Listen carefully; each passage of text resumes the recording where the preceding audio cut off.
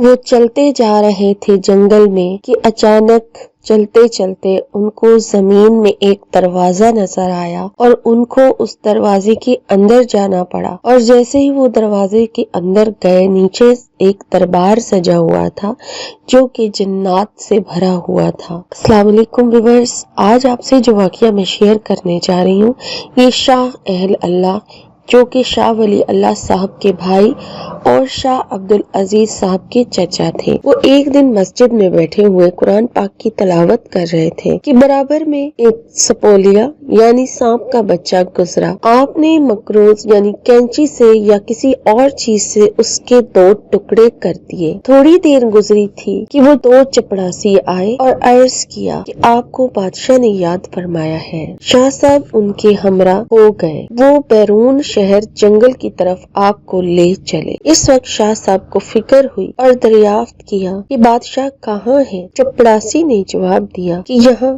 قریب ہی ہے۔ شاہ صاحب یہ سمجھ کر شاید شکار کھیلنے آئے ہوں اور جنگل میں پڑاؤ پر کوئی مسئلہ پوچھنے کو مجھے بلایا ہو، با اطمینان آگے چلتے رہے کہ اچانک ان کو زمین میں ایک دروازہ نظر آیا اور آپ کو اس کے اندر داخل ہونا پڑا۔ وہاں دیکھا تو شاہی دربار جمع ہوا تھا۔ ایک عمر رسیدہ شخص تخت پر مصاحبین کے حلقہ میں بیٹھے شاہانہ جلوس فرما رہے اور مقدمات فیصل کر رہے تھے۔ شاہ صاحب سلام مسنون کر کے ایک جانب بیٹھ گئے۔ یہ جنات کے بادشاہ کا دربار تھا۔ تھوڑی دیر کے بعد بادشاہ، جس نے شاہ صاحب کی طرف توجہ کی اور مدعی طلب ہوا، جس نے یہ دعویٰ کیا تھا کہ شاہ صاحب نے میرے بیٹے کو بے قصور قتل کیا ہے، بس قاعدہ شریعت محمد یہ قصاص لینا چاہیے۔ شاہ صاحب کو اول اس دعوے سے تحیر ہوا اور قتل و قتال سے محض بے خبری ظاہر کی،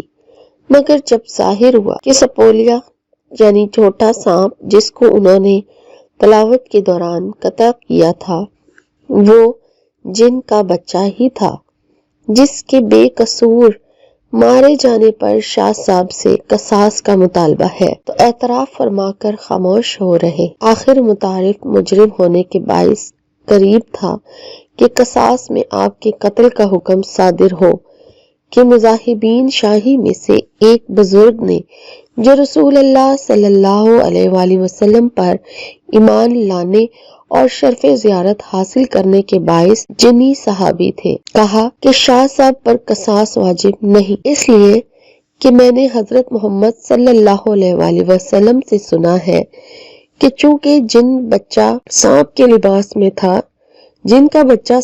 لباس میں تھا، بس سانپ سمجھ کر اس کے مارے جانے پر کوئی مواخذہ نہیں۔ چنانچہ شاہی فیصلے پر شاہ صاحب رہا ہوئے اور باعزت تمام اپنی جگہ پر واپس کر دیے گئے۔ سبحان اللہ۔